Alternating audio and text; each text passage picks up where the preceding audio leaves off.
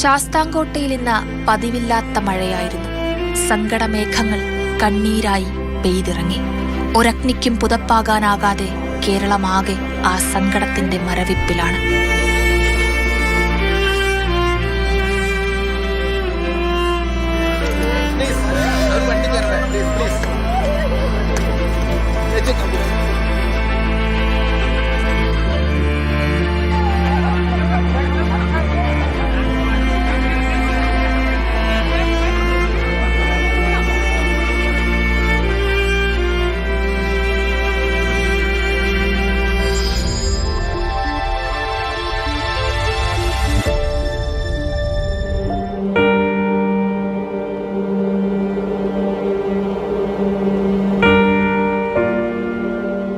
ഓടിച്ചാടി നടന്നൊരു പൂമ്പാറ്റ നിറങ്ങളില്ലാത്ത ലോകത്തേക്ക് പറന്നു പറന്നുപോയി. പതിവിലും നേരത്തെ നാടുണർന്നു.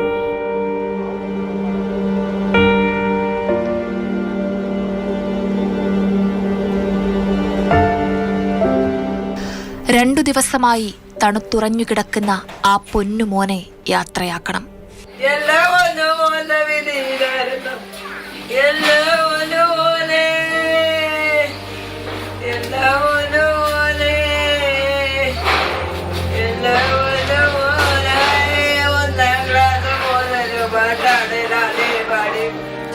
പള്ളിക്കൂടത്ത് കൊണ്ടാക്കിയിട്ട് ഞങ്ങൾ അറിയുന്നത് 10 മണിക്ക് ഇതുപോലെ കറണ്ടടിച്ച് മരിച്ചെന്നും പറഞ്ഞ് ഓരോ ജീവിക്കാൻ ഒരു ചുറ്റുപാടും കാര്യമൊന്നും ഇല്ലാത്തൊരു കൂടെ തള്ളയ്ക്ക് സുഖമില്ലാണ്.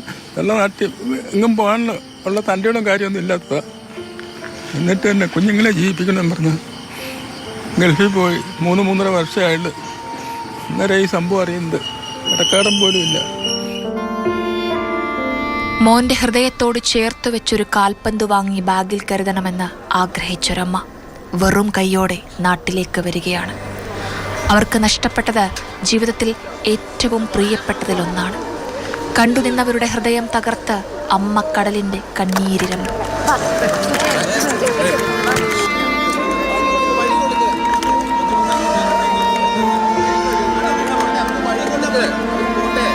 അമ്മയെ ചേട്ടനെ കാണിക്കാനെത്തിയ സുജിനെ കെട്ടിപ്പിടിച്ച് ഉള്ളുപൊട്ടി.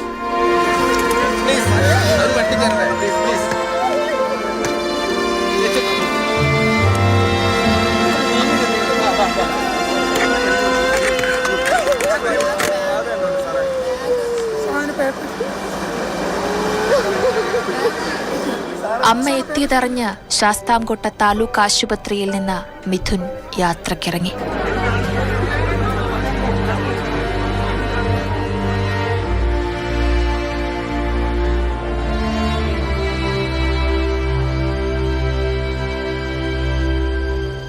തണുത്ത പെട്ടിയിൽ വിറങ്ങലിച്ച് പൊട്ടുതൊട്ട് സുന്ദരമുഖവുമായി വരികയാണ്.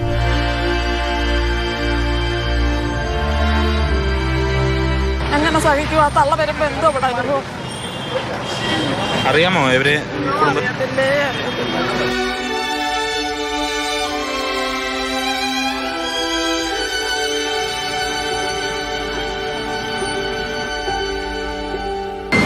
നല്ല മിടുക്കനായിരുന്നു. വീടുമായിട്ടൊക്കെ നമുക്ക് ബന്ധമുള്ള ഒരു പയ്യനാണ്. നല്ല പയ്യനായിരുന്നു. എന്തായാലും ദാരുണമായി പോയി.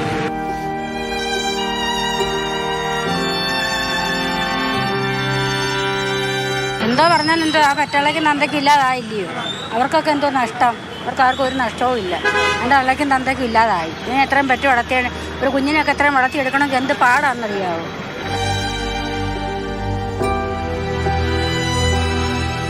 അച്ഛന്റെയും അമ്മയുടെയും കൈപിടിച്ചു നടന്ന ശാസ്താംകോട്ടയിലെ വഴിയിലൂടെ അവനെ വഴി നടത്തുകയാണ്. വഴിക്ക് നീളം കൂടിക്കൂടി വരികയാണ്. നമ്മൾ ഈ കുഞ്ഞിന്റെ കളിയും ചിരിയൊക്കെ എന്നും കാണുന്നതാണ്. നമുക്കിത് ഈ ദുഃഖം എങ്ങനെ പറഞ്ഞറിയിക്കണമെന്ന് നമുക്കറിയില്ല. ആംബുലൻസ് നിർത്തുന്ന ഓരോ മുക്കിലും മൂലയിലും 1000 പേർ. അറിയാതിരുന്നവർക്കും അവനിന്ന് പൊന്നോമനയാണ്. വേദനാജനകമായ സംഭവമാണ്. നമ്മൾ ഒരിക്കലും ആവർത്തിക്കാൻ പാടില്ലാത്തൊരു സംഭവമാണ്. അത് ആവർത്തിക്കാതിരിക്കാൻ വേണ്ടി എല്ലാവരും ശ്രമിക്കണം.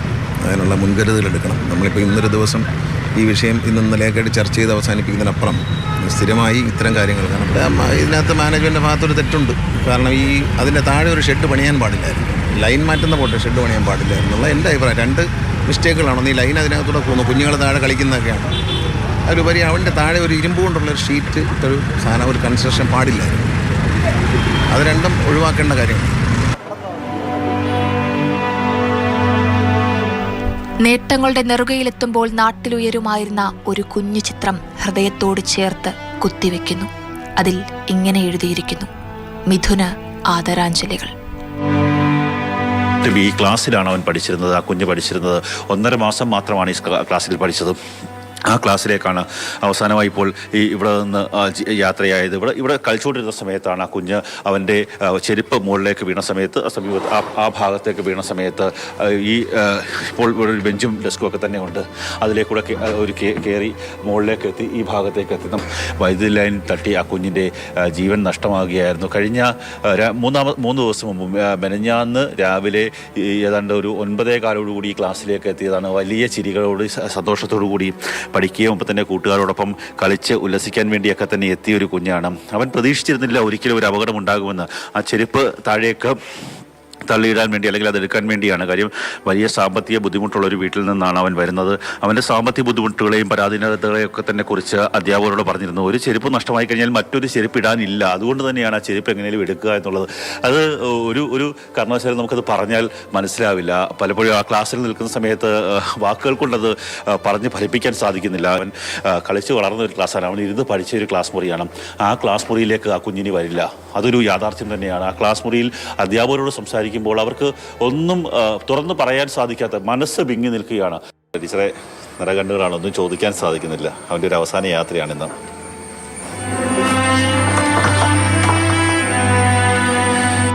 വിറങ്ങലിപ്പിന്റെ കാഴ്ച കാണാനാകാത്തവർ മുഖം തിരിച്ചു. ഒരു കുഞ്ഞ് സ്വന്തം മക്കളെ പോലെയാണ് അധ്യാപകരൊക്കെ തന്നെ കാണുന്നത്. ആ അധ്യാപകർക്ക് അവർ സ്വന്തം കുഞ്ഞിനെ നഷ്ടമായ ഒരു വിഷമമാണ്. ഇനി സ്കൂളിലേക്കാണ്. നാടൊപ്പം നടന്ന് തേവലക്കര ബോയ്സ് സ്കൂളിലെത്തി.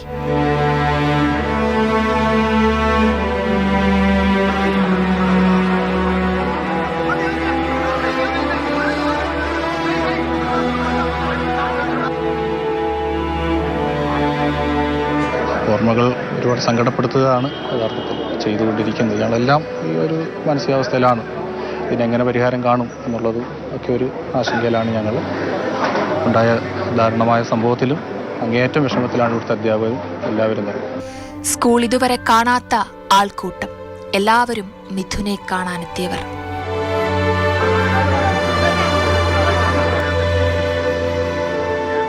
അമ്മയെപ്പോലെ തന്നെ അവന്റെ എല്ലാ സങ്കടങ്ങളും അറിയാവുന്ന ടീച്ചർ ആ കാഴ്ച എങ്ങനെ കണ്ടു നിൽക്കും?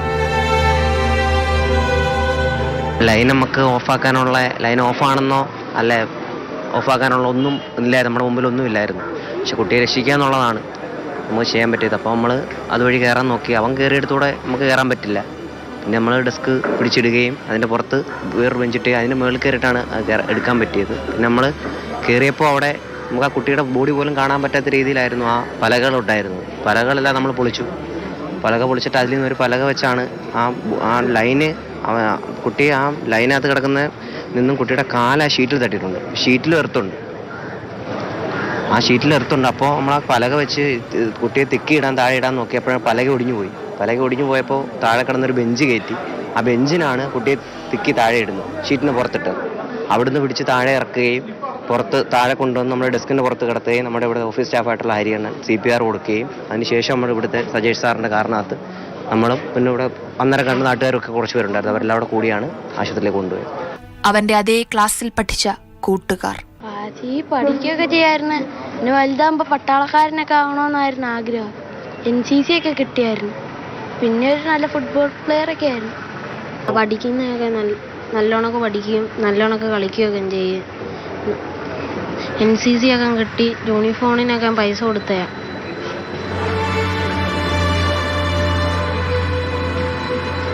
മോൻ്റെ അടുത്ത് കൂട്ടുകാരനായിരുന്നോ? ഞാനും അവനോടായിരുന്നു ഇരുന്ന് പഠിക്കുന്നത്. ഫ്രണ്ടിയിരുന്നു. അവൻ എൻ്റെ കൂടെ ആയിരുന്നു ഇരിക്കുന്നത്. ഒരുമിച്ചായിരുന്നു ഇരിക്കുന്നത്? ആ, ഞാനും അവനോട് ഫ്രണ്ടിരുന്ന് പഠിക്കുന്നത്. ഞാൻ വന്നപ്പോൾ അവിടെ കുറച്ചു പേരൊക്കെ ഓടി വന്നു. അവിടെ ഒരു കുട്ടി ഷോക്ക് കഴിച്ച് മരിച്ചെന്ന് പറഞ്ഞുകൊണ്ട്. അപ്പോൾ ഞാൻ സംഭവം പറഞ്ഞു. പിന്നെ CCTVക്കകത്തൊക്കെ അവർ നോക്കി വീഡിയോ ഒക്കെ എല്ലാം യൂട്യൂബിലും ഇൻസ്റ്റാഗ്രാമിലും ഫേസ്ബുക്കിലൊക്കെ വന്ന് വിഷമമായി. ഇത്തവണ സൈക്കിൾ ഷെഡിൽ നിന്ന് സുരക്ഷിത അകലത്തിലാണ് അവനെ കിടത്തിയത്. ഇപ്പോഴും ആളുകളുടെ മനസ്സിൽ നിന്നും അതിൻ്റെ ദുഃഖം മാറിയിട്ടില്ല. നമ്മുടെ എല്ലാം വീട്ടിൽ നടന്ന ഒരു സംഭവത്തിൻ്റെ അതേ വേദനയാണ് ഇവിടെ കൂടി നിൽക്കുന്ന എല്ലാവരിലും ഉള്ളത്. അത് തന്നെ, നമ്മളും മക്കളെ സ്കൂളിൽ നിന്നൊക്കെ വിടുന്നതല്ലേ, വലിയ സങ്കടമായിപ്പോയി.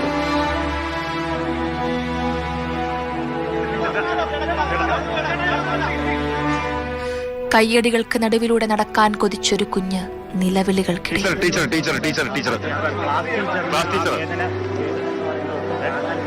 സാഹസിക മനോഭാവമുള്ള ഒരു മിടുക്കനായ കുട്ടിയായിരുന്നു. ഞങ്ങളെല്ലാം ആ ദുഃഖഭാരത്താൽ തലകുലിച്ച് നിൽക്കുന്ന അവസ്ഥയാണ്. ഒരു നോക്കു കാണാൻ നാടൊന്നാകെ തിക്കിത്തിരക്കി.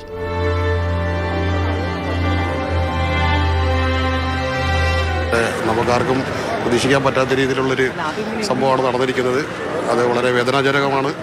ആ കുഞ്ഞിൻ്റെ മരണമായിട്ട് അധികാരികൾ കുറച്ചും കൂടി ശ്രദ്ധ ചെലുത്തിയിരുന്നെങ്കിൽ ഇതൊരു അപകടം തന്നെ ഒഴിവാക്കാമായിരുന്നു എന്നുള്ളതാണ് നമുക്ക് ഈ അവസരത്തിൽ പറയാനുള്ളത്. അധികൃതരുടെ ഭാഗത്തുനിന്നുള്ള വീഴ്ചയാണ് പ്രധാനമായിട്ടും ശ്രദ്ധിക്കേണ്ടതായിരുന്നു. പേടിയായി, എല്ലാവർക്കും ഭയങ്കര ഒരു വിഷമവും ഇല്ല. ആകെ ഈ നാട് മുഴുക്കെ വല്ലാണ്ടായി. 100 വർഷം പഴക്കമുള്ള സ്കൂള്, അപ്പോൾ ഈ ഇത്രയും ലൈൻ കിടന്നപ്പോൾ ശ്രദ്ധിച്ചില്ല എന്ന് പറയുമ്പോൾ നമുക്ക് അതിലുള്ള വിഷമേ ഉള്ളൂ. ഒരു കുഞ്ഞല്ലേ, 10-13 കുഞ്ഞുങ്ങളാകുമ്പോൾ കയറും ചാടും, അതിനെ കുറ്റപ്പെടുത്തിയിട്ട് കാര്യമില്ല. അവരെ നിയന്ത്രിക്കാന്നുള്ള ഇവിടെ PTA ഉണ്ട്, സ്കൂൾ അധികാരികളുണ്ട്, അവരായിരുന്നു ചെയ്യേണ്ടത്. അപ്പോൾ അന്ന് സംഭവിച്ച് ഒരു കുഞ്ഞിനെ നമുക്ക് നഷ്ടപ്പെട്ടു. ഭയങ്കര ദുഃഖമുണ്ട്, ഭയങ്കര ദുഃഖമുണ്ട്. എൻ്റെ മോന് പഠിക്കുന്ന സ്കൂളായത്. അറിയാമോ ഈ കുഞ്ഞിനെ? അറിയാമോ എത്ര ക്ലാസ്സിലാണ് മോൻ പഠിക്കുന്നത്? എൻ്റെ മോൻ 10ലാണ് പഠിക്കുന്നത്. ഞങ്ങളൊക്കെ ഞെട്ടിപ്പോയി, വലിയ കഷ്ടമായി പോയി. നമ്മൾ രാവിലെ കൊച്ചുങ്ങളെ സ്കൂളിൽ വിട്ടിട്ട് പെട്ടെന്ന് ഇങ്ങനെയൊക്കെ അറിയുമ്പോൾ നമുക്ക് താങ്ങാൻ പറ്റും. നമ്മളെ കുഞ്ഞുങ്ങൾ പോലെ വേറൊരു കുഞ്ഞു പോലോ, നമുക്ക് മക്കളെല്ലാം ഒരേപോലെ ഉള്ള കാര്യങ്ങൾ. പൊന്നുമോനെയോർത്ത് അമ്മമാർ കരഞ്ഞു തളർന്നു. പട്ടാളക്കാരനാകാൻ മോഹിച്ച മിഥുൻ NCC കേഡറ്റിന്റെ യൂണിഫോമിട്ട് സ്വപ്നങ്ങളുടെ സല്യൂട്ട് വാങ്ങിയ മിഥുന് സേനയുടെ അന്ത്യാഭിവാദ്യം.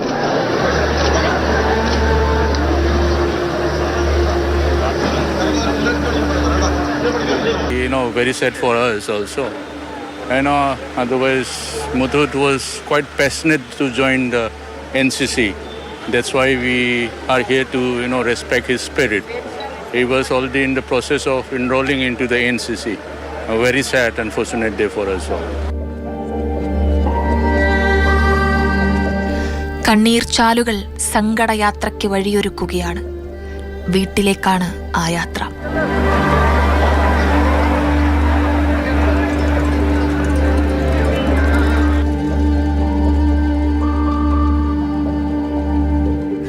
ഹൃദയം തകർന്ന നാട് കാത്തിരിപ്പ് തുടങ്ങിയിട്ട് 2 ദിവസമായി.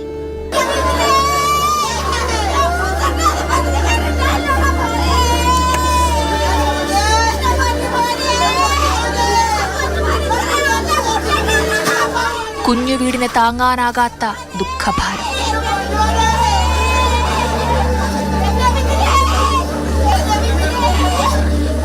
നെടുമ്പാശ്ശേരിയിൽ നിന്ന് അമ്മ സുജ എത്താറായി. അതിനു മുമ്പ് അവനെത്തി.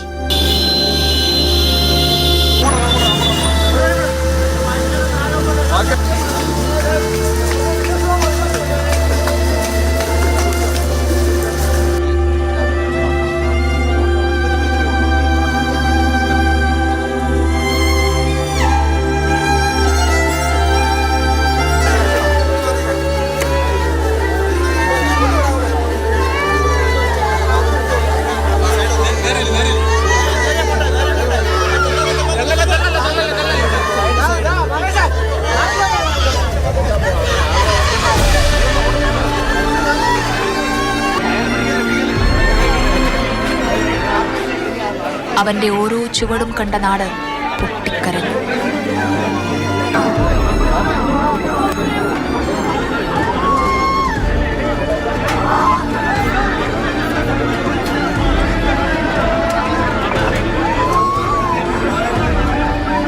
ഇന്ന് ഞങ്ങൾ കണ്ടിരുന്നൊരു ഓമനക്കുട്ടനായിരുന്നേ. നിങ്ങൾ കൈവിട്ട് പോയി മുന്നേ. ഓർക്കാൻ പോലും വയ്യ.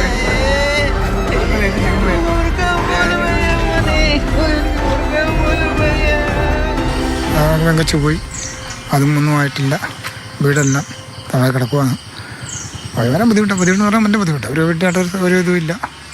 പിന്നെ പാവം പിടിച്ച് പയ്യനാണ്. പുള്ളി മേസ്ത്രി പണിക്ക് പോകുക.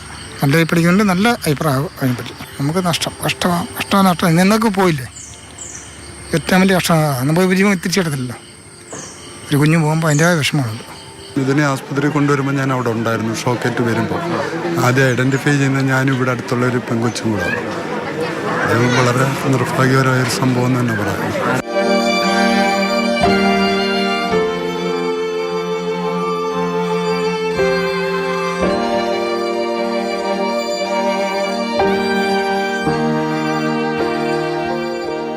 ഗ്രൗണ്ടിൽ കളിക്കാനൊക്കെ വരുന്നതാണ്.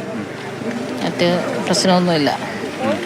വലിയ കഷ്ടപ്പാട് നിറഞ്ഞൊരു അന്തരീക്ഷമായിരുന്നല്ലേ, അതുകൊണ്ടാണ് അമ്മ ഇങ്ങനെ പോകേണ്ടി വന്നത്. കടമൊക്കെ ഉള്ളതാണ്. പെട്ടെന്ന് നമുക്ക് അങ്ങോട്ട് ഞെട്ടലായിപ്പോയി. എപ്പം നോക്കിയാലും ഒരു കുപ്പി അവൻ്റെ കാലിൽ ചവിട്ടിട്ടുണ്ടാവും. നടന്നു വരുമ്പോഴൊക്കെ കടയിൽ പോയിട്ടൊക്കെ വരുമ്പോഴാണ് എപ്പോഴും കുപ്പിയും തട്ടി തോളുകൊണ്ട് തട്ടി ഇങ്ങനെ വരുത്തുള്ളൂ. ഇങ്ങനെ എപ്പോഴും കളിച്ച് ചിരിച്ച് ഇതിലേ നടക്കുന്നത്. ഏത് സമയവും ഇങ്ങനെ ആക്റ്റീവ്, എപ്പോൾ നോക്കിയാലും ഇങ്ങനെ കളിച്ചേ നടക്കത്തുള്ളൂ.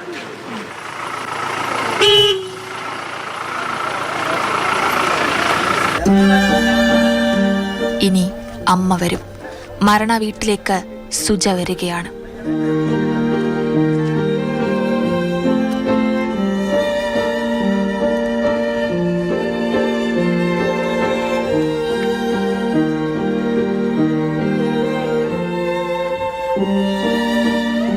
ചേതനയറ്റ മകനെ കാണാൻ വിധിക്കപ്പെട്ട ഒരമ്മ. നിറചിരിയോടെ കെട്ടിപ്പിടിക്കാൻ ഓടിയെത്തേണ്ടിയിരുന്ന മകൻ. കണ്ടുനിന്നവരുടെ ഉള്ളുലച്ച് അമ്മ നെഞ്ചു പൊട്ടിക്കരഞ്ഞു.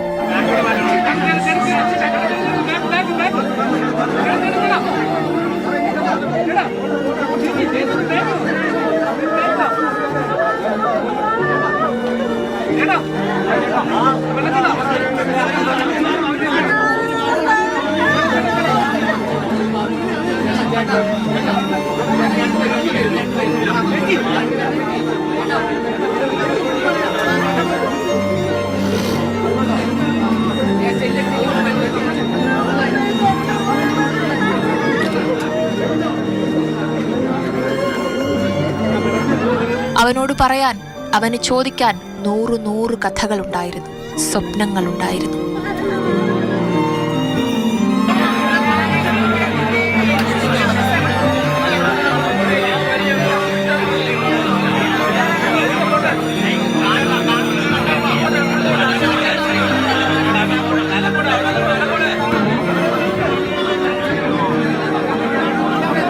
ചേട്ടൻ്റെ ഇഷ്ടമെന്ന് പറഞ്ഞാൽ പട്ടാളമാണത്.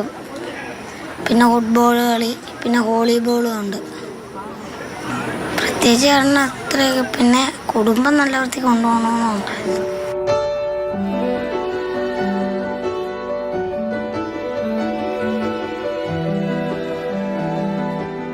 ഇരിപ്പ് ചേട്ടൻ്റെ കൂട്ടുകാരൻ്റെ അത് അവർ തട്ടി കളിച്ചപ്പോൾ അത് കാലിൽ നിന്ന് ഊരിപ്പോയതാണ്. അപ്പം ആ കൂട്ടുകാരൻ പറഞ്ഞെടുക്കണ്ടെന്ന്. അപ്പം അവൻ കേൾക്കാതെ പോയി എടുത്തേ. ആദ്യം ഒരുമിച്ച് ഒരു സ്കൂളിലായിരുന്നു. അപ്പോൾ അവിടെ 7 വരെ ഉള്ളു. ആ 7 കഴിഞ്ഞോണ്ട് ചേട്ടനെ ഈ വർഷം തേവലക്കരയിലോട്ടാക്കിയതാണ്.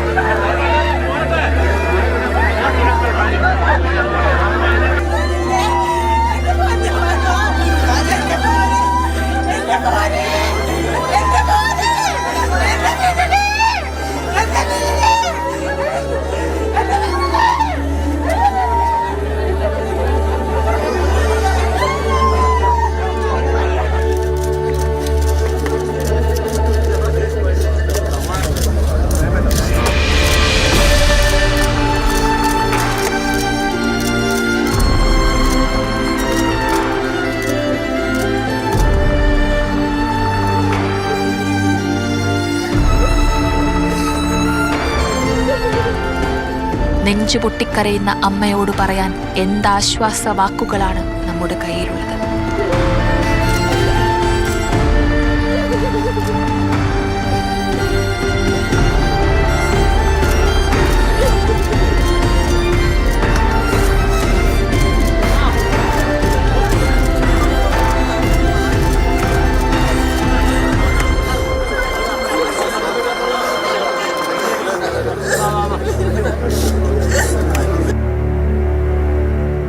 വീടിനോട് ചേർന്ന് തന്നെ മിഥുനുള്ള ചിതയൊരുക്കി.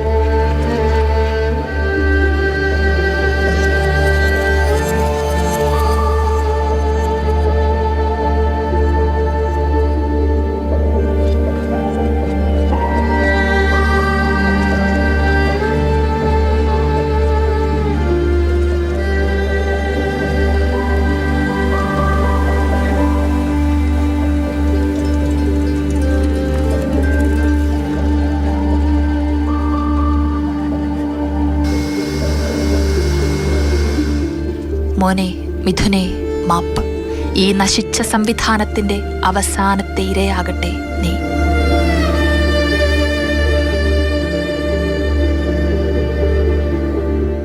തദ്ദേശ സ്വയംഭരണ സ്ഥാപനങ്ങൾ, ഘടന, പഞ്ചായത്തി രാജ് സംവിധാനം, ജില്ലാ പഞ്ചായത്ത്, ഗ്രാമപഞ്ചായത്ത്, ബ്ലോക്ക് പഞ്ചായത്ത്, നഗരപാലിക സംവിധാനം, മുനിസിപ്പൽ കൗൺസിൽ, മുനിസിപ്പൽ കോർപ്പറേഷൻ.